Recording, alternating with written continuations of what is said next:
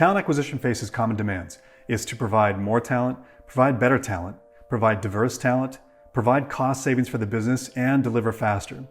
Now, each one of these demands is challenging in itself, but in combination, the task can be daunting. But what if I told you that simply incorporating foundational data could solve all of these challenges? In this video, I'm going to share with you a simple data-driven approach that incorporates foundational data. And if used properly, it will radically improve your talent acquisition results in all the ways that you measure success.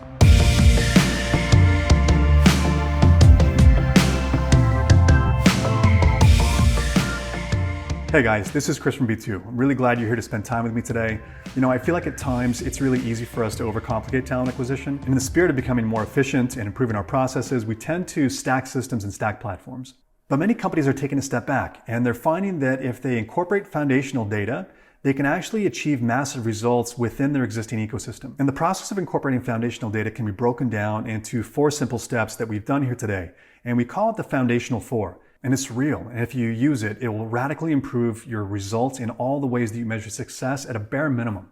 And at best, it will provide a lens for you to look at talent acquisition in a way that you haven't before and see things that you've never seen.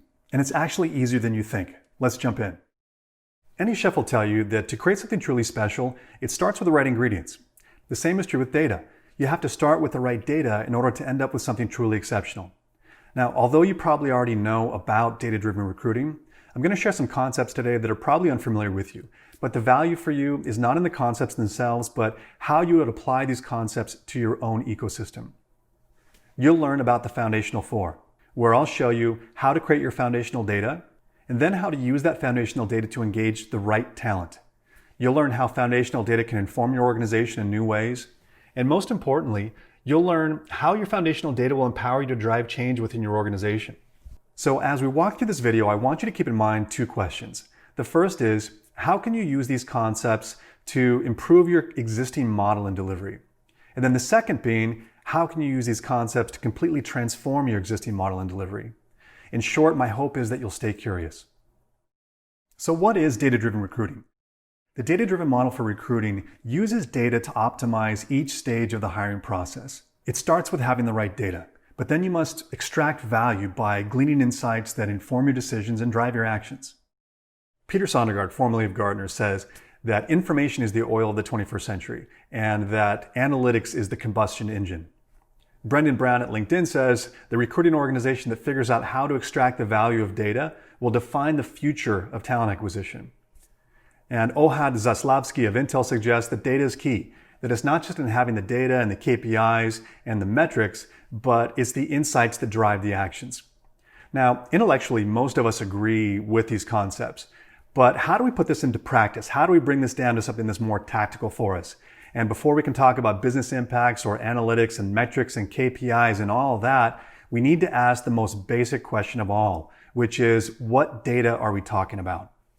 In data-driven recruiting, building your foundational data is job 1. This foundation is surprisingly small in volume, and it's organized to be accessible and understandable and informative, but most importantly, to be actionable. It's designed to solve existing challenges and to answer existing questions.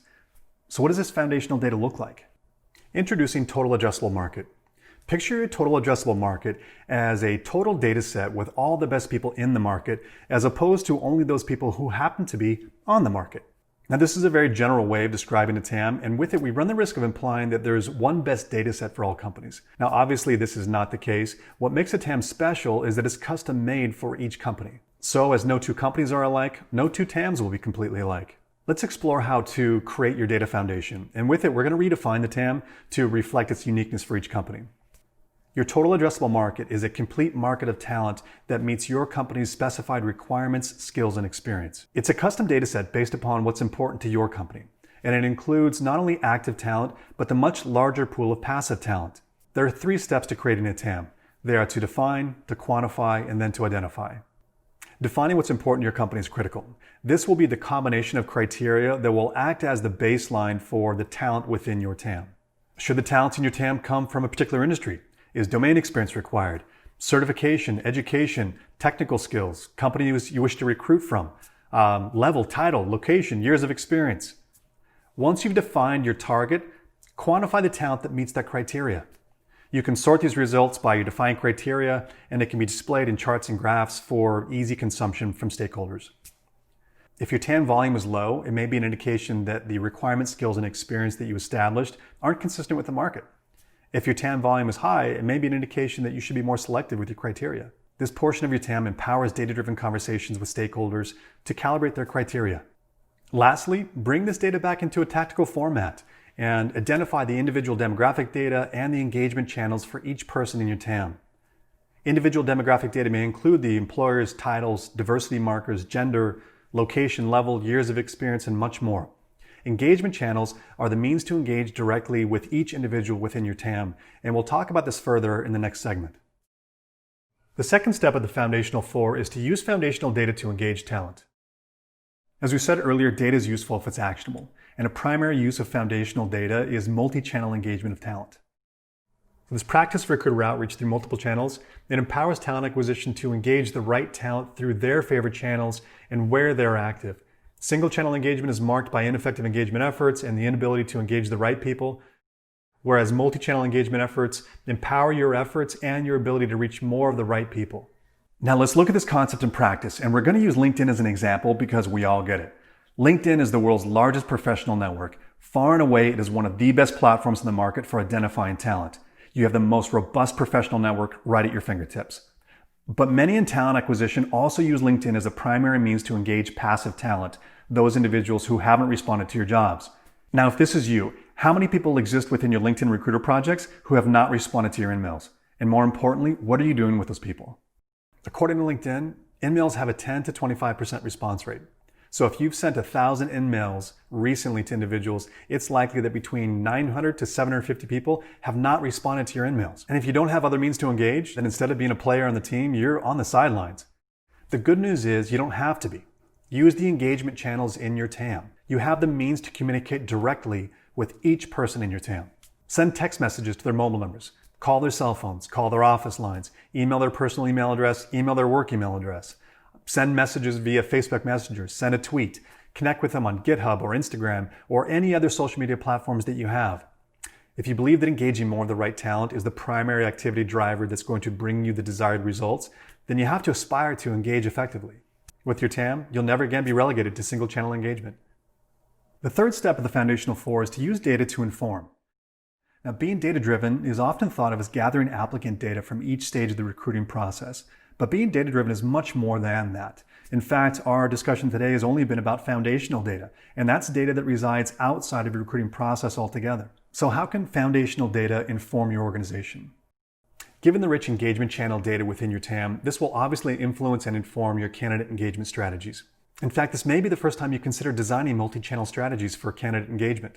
With sourcing eliminated and your valuable time spent purely in engagement, how would this power your direct outreach? Would you design multi-channel nurture campaigns that would be informed by TAM data? Can you envision the efficiency of informing each of your employees which of their connections they should be referring? How might you leverage TAM data to inform your employee ambassadors? Would you create a strategy of connecting your employee ambassadors to those in your TAM? I mean, after all, the connections of today become the referred employees of tomorrow. Before we talk about what hiring manager conversations and decisions your TAM can inform, let's talk about when your TAM can inform these conversations. Your TAM empowers you to share insights before the searches start, before the requirements are even approved. Does your TAM support the volume of hires that you need to make? And if it doesn't, will the conversation lead to calibration, or maybe it will lead to increased training, or perhaps even outsourcing? Early information empowers early calibration. But it also informs forecasting for hiring. It informs your budgeting conversations. It informs training allocation. It informs discussions on the need of hiring consultants, as well as outsourcing. Your TAM provides managers insights in all of these areas. Your team has likely never had a complete data set of talent that meets your requirements, skills, and experience that you could filter down by diversity markers. If you had this, how would you use this to prioritize outreach to diverse talent? Would it be helpful for benchmarking to have diversity intelligence in your competitors? Would you aspire to improve communication through curated content? These are only some of the ways that you can use your foundational data to inform your diversity hiring process. The last and most important step is to use foundational data to drive change within your organization.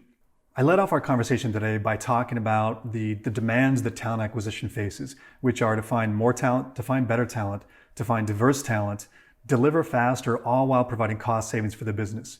We call these 5 broad categories impact areas. The first is quality. Imagine your team successfully engaging more of the right people sooner. This fundamentally improves the overall quality of people in your pipeline. With more of the right people in process, your funnel metrics like your submission to interview and your interview to hire metrics are inherently improved, and this translates into better hires overall. The second impact area is diversity. How would engaging more of the right diverse talent empower your company's aspirations for full representation?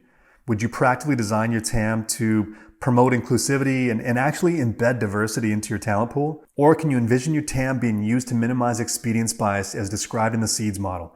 This type of data, it offsets a person's natural rush to judgment without facts. The third impact area is speed. Envision sourcing eliminated and being empowered with engagement channels. How would this improve your speed of outreach? How would this improve your speed of delivery? With more of the right people in process, your process moves faster and you have a faster hiring cycle. These are important and positive incremental improvements, but your most significant gains in speed come from being empowered by data to embrace a proactive recruiting model rather than your current reactive model. And this concept of hacking time to fill, it's something that we'll talk about in greater detail in another video, but it's absolutely a game changer. The fourth impact area is volume. Engaging more of the right talent faster is key to success in high volume hiring. And with sourcing eliminated, your talent acquisition team will have greater bandwidth to address that volume. And the fifth impact area is savings. Business impact is measured in dollars and data tells a compelling story of savings. Now, some of these stories are easily told through line items on a P&L where you can point to how much money the business has saved, such as, say, eliminating outside recruiting fees or reducing the number of consultants and contractors.